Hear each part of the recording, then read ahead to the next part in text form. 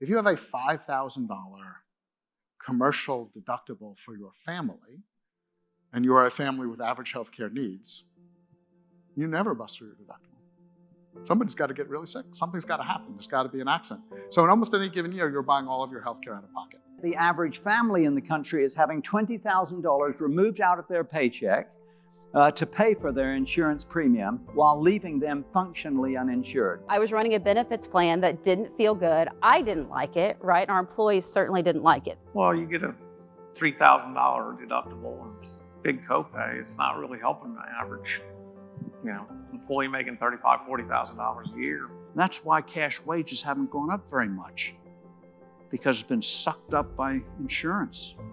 Employers assume frequently when they have a BUCA plan or a traditional healthcare plan in place that healthcare plan is taking care of their fiduciary duty. And that's absolutely wrong. If I buy a $300 vacuum for our custodial staff, I have to get 3 quotes. But yet, the broker can put a piece of paper in front of us that says this narrow network or this narrow network, and then I'm going to pass that on to employees like I used to. And I'm going to sign away. I'm going to willingly sign away my ability to shop. Why would we hand that over to someone else to advise us who's being paid by the very people who are being enriched through the system? We have to start bringing rational thinking to the economics of what's involved in healthcare. I called them and I asked them for our data. Give me my data. They would not give it to me. They would not give me a thing. How much is this costing? What are you making off of this? They wouldn't give me a thing. We've lost one of the key things that makes things better in the world, that loop, that feedback loop between seller and buyer. You don't have to accept this system where things just go up and up and up. So for 20 years, the head of human resources in that hospital would go back to their employees every year and say, our insurance rates went up 15%, and we're going to take 80%, 20% of that's going to get passed on to you. And how much of that increase is getting passed on to your employees? 2 years in a row, they didn't have to say that one time to their employees for the first time in 20 years. We've frozen premiums for 5 years doing these things. These guys have no deductibles. You're going to see in a minute, they don't have deductibles in their plans.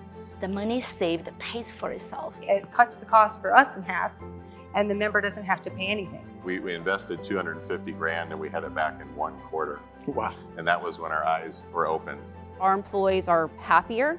The anxiety around healthcare is gone. They do appreciate that. You're holding in your hands the ability to fix healthcare, and I think we don't realize it.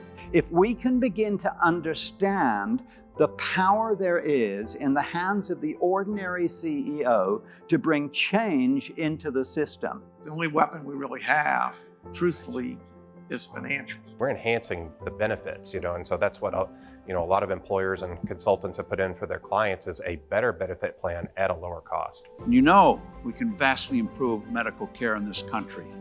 We know we can slash costs. We know we can increase the amount and the availability of health care. If you fix this industry, then the amount of resources that are freed up, that are not now being stolen by the industry, it's transforming. When the employers wake up and start demanding this, the dominoes will just start falling. They really will. And the more people who are out there looking for it, the more hospitals are going to have to provide it, or someone else will. The bottom line, your success is not only success for this industry, but also success for the United States of America. Thank you very much.